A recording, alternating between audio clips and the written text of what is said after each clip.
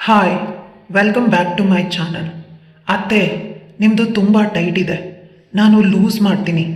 ನಿಮ್ಮ ಮಗಳಿಗೆ ಗೊತ್ತಾಗದಂತೆ ಲೂಸ್ ಮಾಡ್ತೀನಿ. ನೀವು ಒಪ್ಪಿದ್ರೆ ಜೀವನ ಪರ್ಯಂತ ನಿಮಗೆ ಸುಖ ಕೊಡ್ತೀನಿ. ಏನು ಮಾತು ಅಂತ ಆಡ್ತೀರಿ ಅಳಿ ಅಂದರೆ, ನೀವು ನನ್ನ ಮಗನ ಸಮಾನ. ನಾನು ನಿಮ್ಮ ಮಗಳ ಸಂತೋಷಕ್ಕೇ ಇದನ್ನು ಹೇಳ್ತಾ ಇರೋದು. ಅವಳು ಸಂತೋಷವಾಗಿರಬೇಕು ಅಂತ ನಿಮಗೆ ಆಸೆ ಇಲ್ವಾ?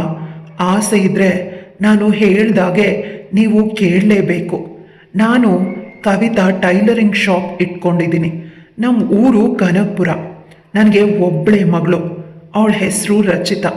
ನನಗೆ 18 ವರ್ಷ ತುಂಬಿದಾಗಲೇ ಮದುವೆ ಮಾಡಿಬಿಟ್ರು. ಮಗುವು ಬೇಗನೆ ಆಯಿತು. ನಾನು ಯೌವನದಲ್ಲಿ ತುಂಬ ಸುಂದರವಾಗಿದ್ದೆ. ಎಲ್ಲ ಹುಡುಗರು ನನ್ನ ಹಿಂದೆನೇ ಇದ್ದರು. ನಾನು ಒಂದು ಬಾರಿನೂ ದಾರಿ ತಪ್ಪಿರಲಿಲ್ಲ. ಅಪ್ಪ ಅಮ್ಮ ತೋರಿಸಿದ ಹುಡುಗನಿಗೆ ನಾನು ಮದುವೆ ಆದೆ. ನನ್ನ ಗಂಡನ ಹೆಸರು ವಿವೇಕ್. ಅವರು ನನ್ನನ್ನು ಚೆನ್ನಾಗಿ ನೋಡ್ಕೋತಾ ಇದ್ರು. ಅವರು ಒಂದು ಕಿರಾಣಿ ಅಂಗಡಿ ಇಟ್ಕೊಂಡಿದ್ರು. ನಮ್ಮಿಬ್ಬರ ಮುದ್ದಾದ ಮಗಳ ಹೆಸರು ರಚಿತಾ.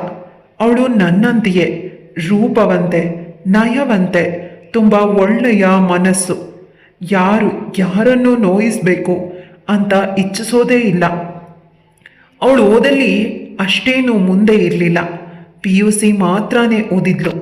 ನನ್ನ ಜೊತೆ ಟೈಲರಿಂಗ್ ಸ್ವಲ್ಪ ಕಲಿತು ಬಟ್ಟೆಗಳನ್ನು ಹೊಲಿಯೋದಕ್ಕೆ ನನಗೆ ಸಹಾಯ ಮಾಡ್ತಿದ್ಲು. ಅವಳು ಇನ್ನು ಮುಂದೆ ಓದೋದಿಲ್ಲ ಅಂತ ಖಚಿತವಾದ ಮೇಲೆ ಅವಳಿಗೆ 18 ವರ್ಷ ತುಂಬಿದೆ. ಹೇಗೋ ಮದುವೆ ಮಾಡೋಣ ಅಂತ ನಾವು ನಿರ್ಧಾರ ಮಾಡಿದ್ವಿ. ಅವಳಿಗೆ ತುಂಬ ಸಂಬಂಧಗಳು ಬಂದವು.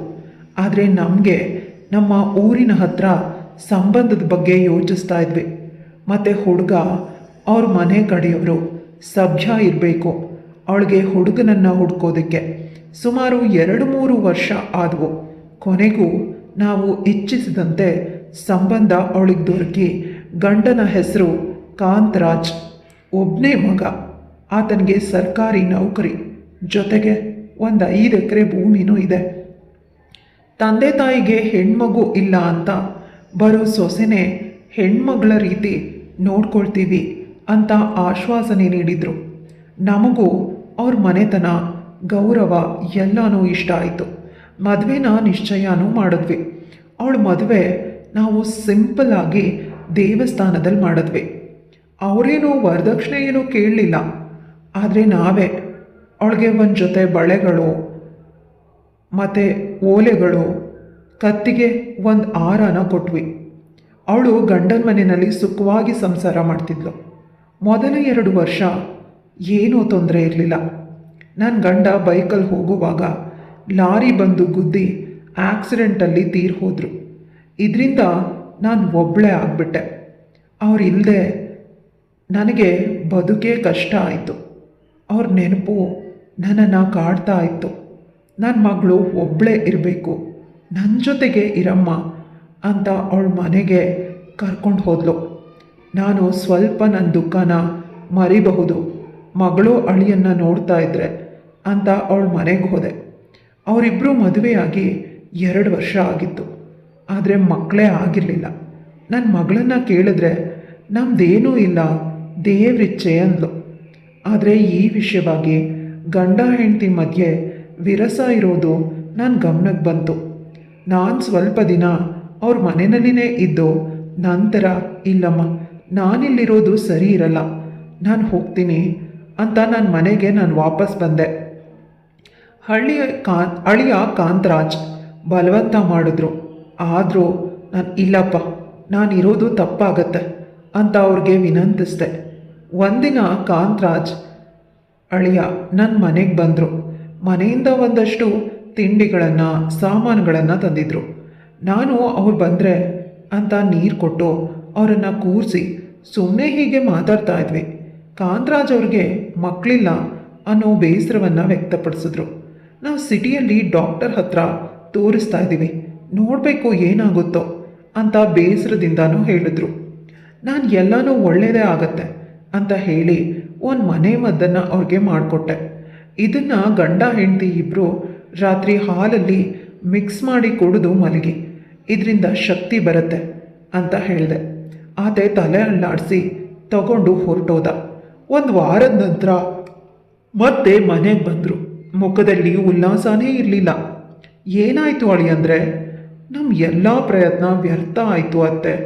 ಅವಳಿಗೆ ಮಕ್ಕಳಾಗೋದಿಲ್ಲ ಅಂತ ಡಾಕ್ಟರ್ ಇವತ್ತು ಹೇಳಿದ್ರು. ಅವಳಿಗೆ ಗರ್ಭಕೋಶದಲ್ಲಿ ತೊಂದರೆ ಇದೆಯಂತೆ. ಅದು ವಾಸಿಯಾಗೋದಕ್ಕೆ ಸಾಧ್ಯನೇ ಇಲ್ಲ ಅಂದರು. ಈ ವಿಷಯ ನಾನು ನಿಮ್ಮ ಮಗಳಿಗೆ ಇನ್ನೂ ಹೇಳಿಲ್ಲ. ಅವಳು ಬೇಜಾರು ಮಾಡ್ಕೊಳ್ತಾಳೆ. ಆದರೆ ನನಗೆ ಇದಕ್ಕೆ ತೋಚದಂತೆ ಆಗಿದೆ. ಮನೆಯಲ್ಲಿ ನನ್ನ ತಂದೆ ತಾಯಿಗೆ ತಿಳಿದ್ರೆ ಇನ್ನೊಂದು ಮದುವೆ ಮಾಡೋದಕ್ಕೆ ಪ್ರಯತ್ನಿಸ್ತಾರೆ.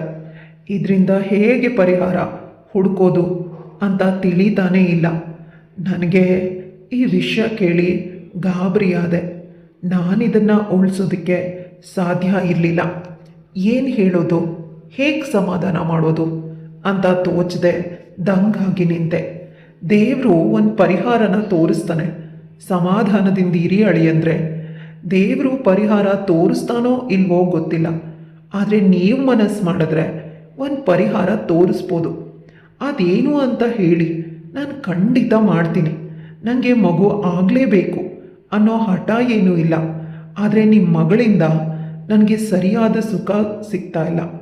ಅವಳಿಂದ ಅದು ಸಿಗೋದು ಎಂದು ನನಗೆ ಅನ್ನಿಸ್ತಾ ಇಲ್ಲ. ಆ ಕೊರತೆನ ನೀಗಿಸಿದ್ರೆ ನಾನು ನಿಮ್ಮ ಮಗಳನ್ನು ಬಿಟ್ಟು ಬೇರೆ ಮದುವೆನೂ ಆಗೋದಿಲ್ಲ ಅಂತ ಮಾತು ಕೊಡ್ತೀನಿ. ನಾನು ಹೇಗೆ ಆ ಕೊರತೆನ ನೀಗಿಸ್ಬೋದು? ಎಲ್ಲನೂ ನಿಮ್ಮ ಕೈಯಲ್ಲೇ ಇದೆ ಅತ್ತೆ. ನೀವು ಮನಸ್ಸು ಮಾಡಬೇಕು ಅಷ್ಟೆ. ನಿಮ್ಮ ಮಗಳ ಭವಿಷ್ಯಕ್ಕಾಗಿ ನೀವು ಈ ಒಂದು ತ್ಯಾಗನ ಮಾಡಲೇಬೇಕು. ಮುಚ್ಚಿರೋ ನಿಮ್ಮ ಹೂವನ್ನು ನಾನು ತೆಗಿತೀನಿ. ಏನು ಅಳಿಯಂದ್ರೆ ಇಂಥ ಮಾತಾಡ್ತಿದ್ದೀರಾ? ನೀವು ನನ್ನ ಮಗನ ಸಮಾನ. ನಿಮ್ಮ ಮಗಳ ಭವಿಷ್ಯದ ದೃಷ್ಟಿಯಿಂದಾನೆ ಒಂದು ಒಳ್ಳೆ ನಿರ್ಧಾರಕ್ಕೆ ಬನ್ನಿ. ಇಲ್ಲ ಅಂತಂದರೆ ನಾನು ಬೇರೆ ಮದುವೆ ಆಗ್ತೀನಿ. ನಾನು ತುಂಬ ಯೋಚಿಸ್ದೆ ಹೇಗೆ ಅವರನ್ನು ಓಲೈಸೋದು ಅಂತ. ಆದರೆ ಅವರು ಒಪ್ಕೊಳ್ತಾನೇ ಇರಲಿಲ್ಲ. ನನಗೆ ಬೇರೆ ದಾರಿ ಕಾಣದೆ ಅವ್ರ ಮಾತಿಗೆ ಒಪ್ಕೊಂಡೆ. ತುಂಬ ಸಂತೋಷ ಆಯಿತು ಅತ್ತೆ. ಇವಾಗಲೇ ಬನ್ನಿ, ನಿಮ್ಮ ಹೂವನ್ನು ಬಿಡಿಸ್ತೀನಿ. ರೂಮ್ಗೆ ಹೋದ್ಮೇಲೆ ನಿಮ್ಮದು ತುಂಬ ಟೈಟ್ ಆಗಿದೆ. ಯಾಕಂದರೆ 2 ವರ್ಷ ಆದಮೇಲೆ ಈ ಆಟ ನಡೀತಾ ಇರೋದು. ನಾನು ಫುಲ್ ಲೂಸ್ ಮಾಡ್ತೀನಿ, ನೋಡ್ತಾ ಇರಿ ಅಂತ 20 ನಿಮಿಷ ಉಜ್ಜಾಡಿದ್ರು. ನನಗೂ 2 ವರ್ಷ ಆದಮೇಲೆ ಸಿಕ್ಕಂಥ ಅನುಭವ ಹೊಸ ಚೇತನವನ್ನೇ ತಂದಿತ್ತು. ಅಳಿಯಂದ್ರೆ ಸಮಾಧಾನ ಅಳಿಯಂದ್ರೆ. ನೀವು ಮಾತು ಕೊಟ್ಟಂತೆ ನನ್ನ ಮಗಳನ್ನು ಚೆನ್ನಾಗಿ ನೋಡ್ಕೋಬೇಕು. ಖಂಡಿತ ಅತ್ತೆ. ಆದರೆ ನನಗೆ ಬೇಕು ಅಂದಾಗಲಿಲ್ಲ ನಾನು ನಿಮ್ಮ ಟೈಟ್ ಆದದನ್ನು ಲೂಸ್ ಮಾಡೋದಕ್ಕೆ ಬರ್ತೀನಿ. ನೀವು ಇಲ್ಲ ಅನ್ನಬಾರ್ದು. ಆಯಿತು, ಆದರೆ ನನ್ನ ಮಗಳಿಗೆ ಗೊತ್ತಾಗಬಾರ್ದು. ಇಲ್ಲ, ಖಂಡಿತವಾಗ್ಲೂ ಅವಳಿಗೆ ಯಾವತ್ತೂ ಗೊತ್ತಾಗೋದಿಲ್ಲ. ಮಗಳು ಮತ್ತು ಅಳಿಯ ಇಬ್ಬರು ಸಂತೋಷವಾಗಿ ಇದ್ದರು. ದೇವರ ದಯೆ, ನಾನು ಅವಳಿಗೂ ಒಂದು ಮಗು ಆಯಿತು. ಇಬ್ಬರು ಸುಖದಿಂದನೇ ಇದ್ದರು. ಆದರೂ ಅಳಿಯಂದ್ರಿಗೆ ಸಿಕ್ಕಂಥ ರುಚಿ ನನ್ನನ್ನು ಬಿಡಲೇ ಇಲ್ಲ. ಅವ್ರು ಆಟ ಆಡುವಾಗ ನಿಮ್ಮ ಮೈಮಾಟ ಉದ್ರೇಕಿಸುವಂತೆ ಇದೆ. ಯಾರಿಗೂ ಸಿಕ್ಕದ ಚಾನ್ಸ್ ಇಂದು ನನಗೆ ಸಿಕ್ಕಿದೆ ಅಂತ ತೃಪ್ತಿಯಿಂದ ಮನಸ್ಫೂರ್ತಿಯಾಗಿ ಆಟ ಆಡ್ತಿದ್ರು. ನಾನು ಈ ವಿಷಯದಿಂದ ಯಾರಿಗೂ ತೊಂದರೆ ಆಗಲೇ ಇಲ್ಲ. ಎಲ್ಲರೂ ಖುಷಿಯಿಂದಾನೇ ಇದ್ದೀವಿ. ಕತೆ ಇಲ್ಲಿಗೆ ಮುಗಿಯುತ್ತೆ. ಕತೆ ಇಷ್ಟ ಆಗಿದ್ರೆ ಲೈಕ್, ಶೇರ್, ಕಮೆಂಟ್ ಮಾಡೋದನ್ನು ಮರಿಬೇಡಿ. ಇಂತಹ ಇನ್ನಷ್ಟು ಇಂಟ್ರೆಸ್ಟಿಂಗ್ ಕತೆಗಳಿಗಾಗಿ ನನ್ನ ಚಾನಲ್ನ ಸಬ್ಸ್ಕ್ರೈಬ್ ಮಾಡ್ಕೊಳ್ಳಿ.